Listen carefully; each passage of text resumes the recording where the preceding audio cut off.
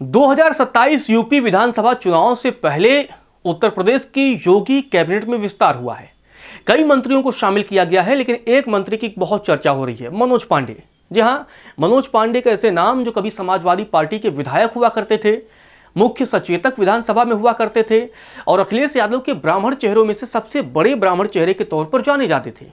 रायबरेली के ऊंचाहार से आते हैं, लेकिन बदलते राजनीतिक परिवेश में उन्होंने भारतीय जनता पार्टी का दामन थाम लिया और अब सरकार में मंत्री बनाया गया है। और खास तौर पर ऐसे वक्त में मंत्री बनाया गया है जब अखिलेश यादव लगातार ब्राह्मणों को रिझाने की कोशिश कर रहे हैं और कह रहे हैं कि पंडित जी जो कहेंगे हम वही करेंगे। तो ऐसे में बड़ा सवाल यह है कि आखिर मनोज पांडे हैं कौन और मनोज पांडे को मंत्री बनाकर क्या योगी आदित्यनाथ ब्राह्मणों को संदेश देने में कामयाब होंगे, इस पूरे रिपोर्ट में आपको बताता हूं। लेकिन उससे पहले अगर आपने लोक सेवा न्यूज को सब्सक्राइब नहीं किया है तो आप चैनल को सब्सक्राइब कर लें। दरअसल 2027 में यूपी में चुनाव है और ठीक 9 महीने पहले योगी कैबिनेट का एक्सपेंशन हुआ है और 6 नए मंत्री शामिल किए गए हैं। 2 राज्य मंत्री जो थे उन्हें कैबिनेट मंत्री का ओहदा दे दिया गया है। पहली बार अगर मंत्री बने लोगों की बात करें तो मनोज पांडे का भी नाम शामिल है। जैसा कि मैंने बताया कि वो अखिलेश सरकार में भी कैबिनेट मंत्री रह चुके हैं। 2012, 2017 और 2022 में रायबरेली की ऊंचाहार सीट से लगातार विधायक चुने जा रहे मनोज पांडे समाजवादी पार्टी से बगावत कर दिया था उन्होंने। उसके बाद से पार्टी ने उन्हें निकाल दिया था और जिसके बाद उन्होंने बीजेपी का दामन थामा था।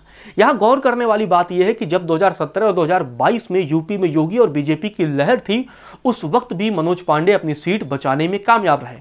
अवध और पूर्वांचल के बड़े नेताओं में मनोज पांडे की गिनती होती है। 2024 के राज्यसभा चुनाव में उन्होंने समाजवादी पार्टी के मुख्य सचेतक का पद छोड़ दिया था और बीजेपी के उम्मीदवार के पक्ष में वोटिंग कर दी थी। 2012 में पहली बार अखिलेश यादव सरकार में मंत्री बनाए गए थे, तब कई विभागों की जिम्मेदारी मनोज पांडे को मिली थी। आपको बता दें कि मनोज पांडे को मंत्री बनाकर ब्राह्मण समुदाय को साधने की कोशिश की जा रही है। दरअसल जब सपा से मनोज पांडे निकाले गए और 2024 में गृह मंत्री अमित शाह की मौजूदगी में भाजपा में शामिल होते हैं, उस वक्त माना जा रहा था कि भाजपा ने ब्राह्मण समुदाय को साधने के लिए मनोज पांडे को मंत्री पद का तोहफा दिया है। इससे पहले योगी कैबिनेट का ब्राह्मण चेहरा रहे जितिन प्रसाद के केंद्रीय मंत्री बनने की वजह से उनका यह पद खाली था और ऐसे में अब मनोज पांडे के जरिए उस पद को भरने की कोशिश की गई है। 2024 राज्यसभा चुनाव में सपा से उस वक्त मनोज पांडे ने बगावत की थी। दरअसल कानपुर विश्वविद्यालय से जुड़े फिरोज गांधी कॉलेज से उन्होंने ग्रेजुएशन किया था और समाजवादी पार्टी के कद्दावर ब्राह्मण चेहरों में शामिल थे। 2022 विधानसभा चुनाव के बाद अखिलेश यादव ने उनको विधानसभा में मुख्य सचेतक का पद भी दिया था और 2024 राज्यसभा चुनाव में उन्होंने सनातन के नाम पर सपा से बगावत कर दी थी और बिगुल बजा दिया था। तो दूसरी तरफ अगर हम बता दें कि भूपेंद्र चौधरी समेत कई मंत्रियों ने शपथ ली है, क्योंकि लखनऊ के लोक भवन में यह कार्यक्रम आयोजित किया गया। राज्यपाल आनंदीबेन पटेल ने 8 मंत्रियों को पद और गोपनीयता की शपथ दिलाई है। मनोज पांडे के अलावा कृष्णा पासवान, भूपेंद्र चौधरी, सुरेंद्र दिलेर, हंसराज विश्वकर्मा, कैलाश राजपूत, अजीत सिंह पाल और सुरेंद्र तोमर को भी मंत्री बनाया गया है।